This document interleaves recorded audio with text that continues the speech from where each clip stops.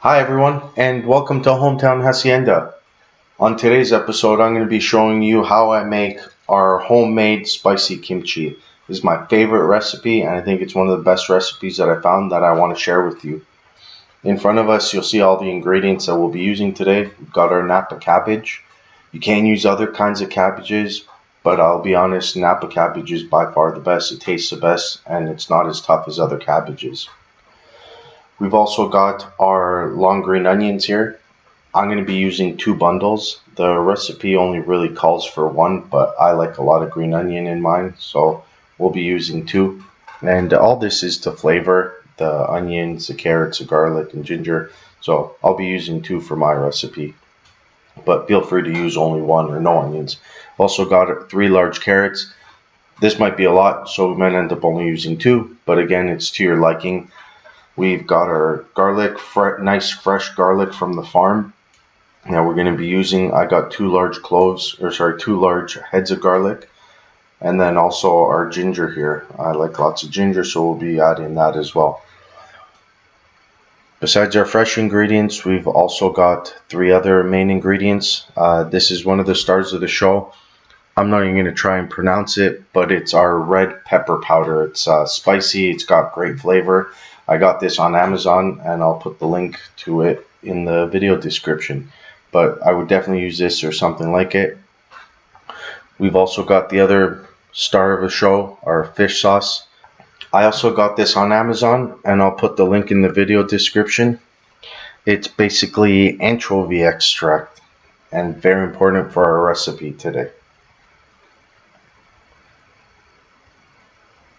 The last ingredient that we'll be using today is our fine sea salt.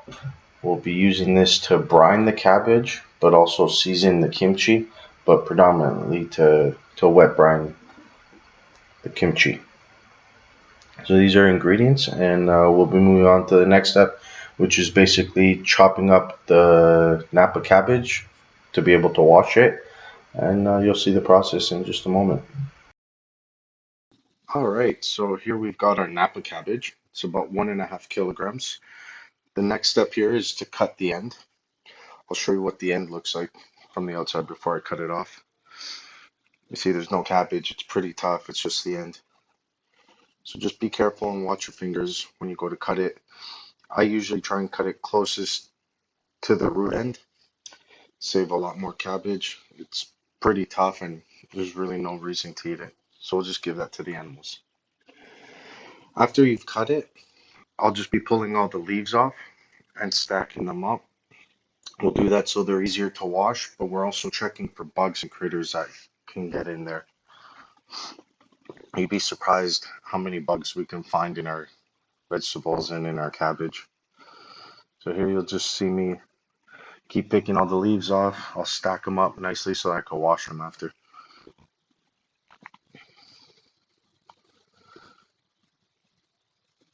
This step isn't entirely necessary, but it's definitely worth it. Eventually you'll see me find a bug and I'll actually pull it out. So it's important. So here we are just pulling off all the leaves, stacking them up. We're going to be washing them and then chopping them up for the brine. So here I got it to like a new end. So I'll just cut that off again, cut off as little as possible, and then just continue the stacking process.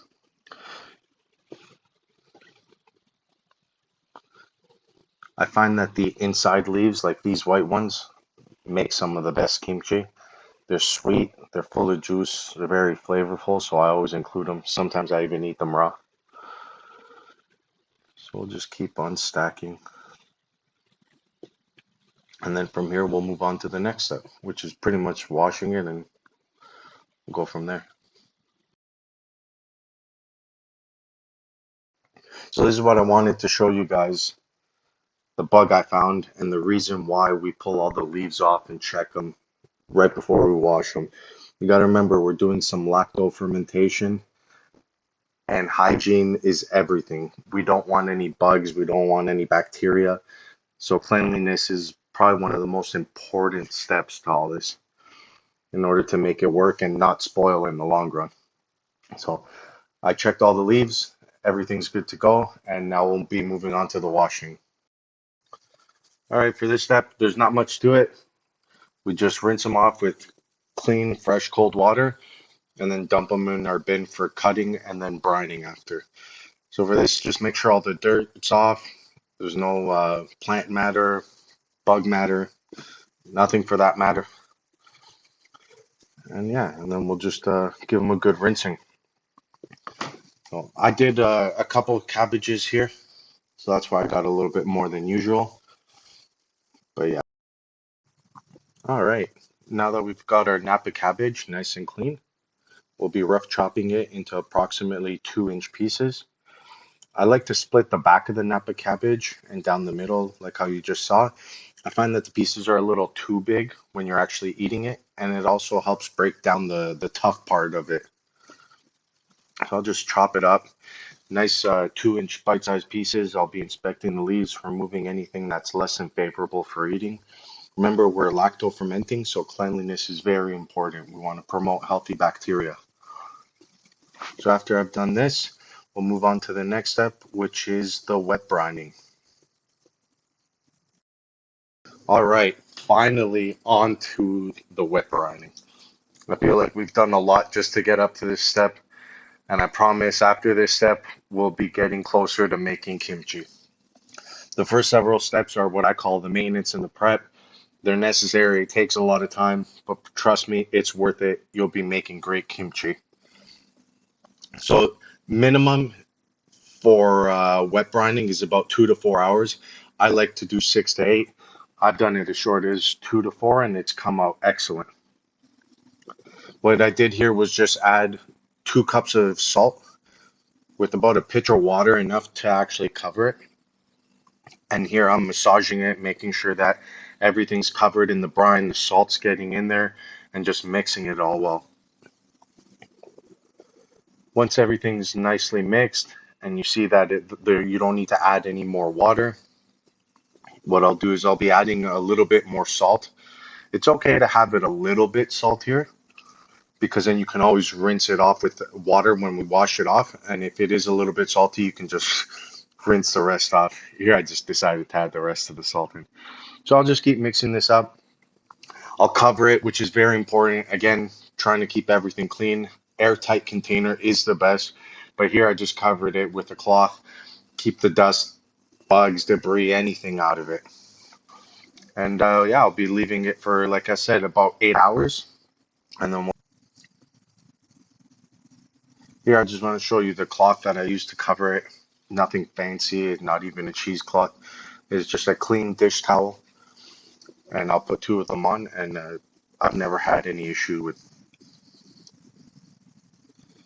All right, so it is the next day, and we are going to finally make some kimchi.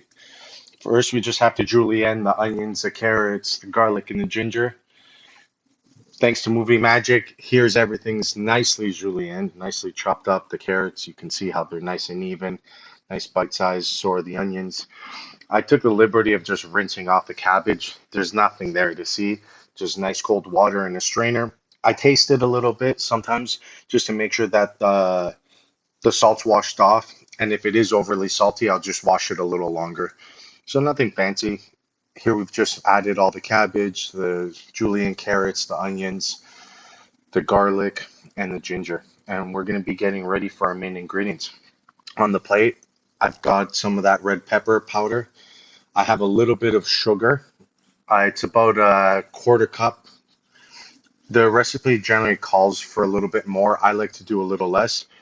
And then I've got about a quarter cup of fish sauce there. So what we're doing next is just sprinkling the chili powder, the sugar, nice and even on the top. I'll be adding the fish sauce and just giving it a nice mix, making sure to work that seasoning and those spices right into the kimchi, into the cabbage, incorporate the carrots, the ginger, and the garlic. Get everything mixed up, make it a nice medley. Here I'll be adding a little bit extra fish sauce. I'm a huge fan of fish sauce, so I'll always be adding a lot more fish sauce in the recipe. And like I said, once you make this the first time, you can continue making it to taste. So I know that I like a lot of fish sauce. I like mine a little extra spicy, so I add that. And that's the beauty of this recipe is you can customize it as much as you want. You can add other vegetables. It doesn't have to be traditional kimchi. Like for example, here I didn't had the radish. I can't remember what it's called. Daikon radish. I couldn't find it, so I just didn't put it in, but it tastes just as good. Sometimes I'm able to find it and it adds this little crisp, a little crunch. But here I am showing you that it's nicely mixed. Everything's worked in well. I originally wasn't planning on showing you this part of the video, but it is very important. And I wanted to show you how some of the cabbage looks when it's not fully mixed. So it's important to give it a good mixing, pull some pieces out, taste it, see if it needs more salt, if it needs fish sauce, some more spice. This is the time where you're going to get to actually fix it and adjust your recipe. Unfortunately, if it is very salty, you've missed the mark, so you might be able to dilute it with some sugar, some ginger, but this is the part where you're actually making it to taste. Here I'm adding a little bit more ginger. I like to actually taste my ginger. I feel like when we go to the jarring step, the flavors seem to melt together and mild out. So I always like to taste that ginger. Here I am adding Old Reliable, the fish sauce. You never have too much fish sauce. Actually, you can, but I love my fish sauce. Here I'm adding a little bit more of the chili powder. It's not only hot, it adds a lot of flavor, like another level of flavor, and it milds out. So at first, it's very spicy right now when it's fresh, but when it has time to sit and ferment, it still is spicy, not as intense, but full of flavor. I also wanted to mention latex gloves are your best friend. Not only helps to keep everything clean, keep your hands clean, but the spice sometimes can cause your hands to swell up or get inflamed. It happens to me, and I learned that lesson the hard way. But that's why I use gloves. All right, now that everything's nicely mixed, we've got a fresh pair of gloves on. Our mason jars have been nicely sterilized. I generally put them in the dishwasher on the sterilized setting, the lids, the caps, the jars, my weights. I've got my funnels. If you don't have a dishwasher, boiling hot water and putting them in a container, filling them up, and then letting them sit in boiling water for like 3 to 5 minutes is enough to sterilize them. So here I'll just be taking handfuls and using the funnel to stuff it in there nice and tight. I'll make sure that I get a nice mix of everything. I made sure to mix everything initially, but as I'm packing the jars, I want to make sure I'm grabbing a little bit of everything so then every jar is even. Also, what I'm doing in between handfuls is kind of using my fingertips to pack it down in there. I'll be smacking it on the table, but I always recommend using like a dish towel or a cloth. You can bang it on a little bit harder. And this is basically to get everything to settle down to the bottom. You're never going to be able to completely eliminate any air pockets, but as long as it's nice and packed in there, that's the main goal of this part. So I'll just be taking handfuls. I don't want to overfill the jar. It's better to underfill instead of having to remove from it, just because we're going to be trying to keep everything clean. So here I'm about 1 inch under the neck, knowing that when I tap it nice and hard, it'll settle even further. So once everything's at a good level, I've given it a good couple smacks. I'm going to be getting my glass weight, and I'll put a link to these glass weights. What a game changer and what a difference it makes. If you don't have the glass weights, what you can do is save some leaves from the Napa cabbage that you haven't added into the seasoning mix, just the nice clean washed leaves that you can actually put on the top in place of the weight and push everything down. What we're trying to do is keep everything below the water level or the water line right under the weight. So that's why if you don't have the weights, you can use the leaves and push everything down. And the leaves kind of become like the sacrificial piece. But with the weights, it keeps everything nicely in the brine. One important reminder here is to not tighten down your lid completely. You want to keep it finger tight so it can off gas. Very important. You don't want the jars to swell because if they do, the lids become next to impossible to take off. So now that I have all my jars filled, I'm going to be almost assembling them. In the previous step, I was just showing you like a one-off if you're only doing like a small Napa cabbage. I do quite a lot, multiple heads. 6 jars is not uncommon. I usually do 10, 15, sometimes even 20. So here I'm showing you that I've managed to eliminate almost all the air pockets just by smacking them down. Again, don't worry if you do have air pockets. It'll settle over time, but it's not going to cause any major problems. So what I'm doing here is just inspecting the jar, making sure that I don't have any big voids or cavities. If I do, I'll just smack it on my dish towel on the table. I'll make sure everything's nice and clean. I'll grab a clean paper towel and I'll clean the rim inside and outside. One of the biggest problems with canning or fermenting is that food can spoil, and food spoilage is what causes your homemade kimchi or your sauerkraut, whatever it is that you're making, to turn bad. So cleanliness is important. I'll grab a new paper for each jar and make sure that I'm not just smearing it, that I'm actually picking up the food from the jar inside and outside.